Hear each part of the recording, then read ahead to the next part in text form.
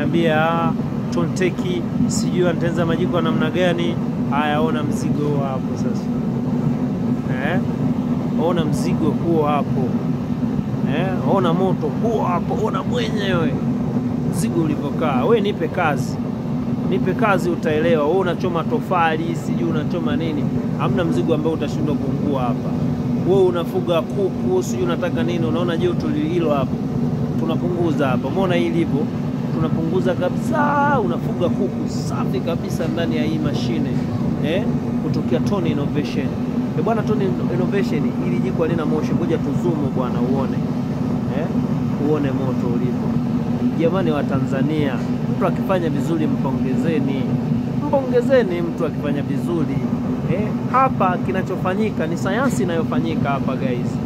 Kinafanyikaje? Hapo nimeingiza oxygen, alafu na oil chafu. Alafu then nimeproduce kitu kinaitwa propane.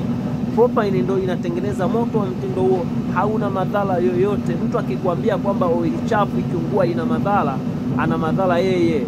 Maana hili jiko limetengenezwa kwa sayansi na kwa utaalamu wa juu kabisa ili kupunguza gharama. Kwa hiyo hapo oxygen inaingia, inatengeneza propane.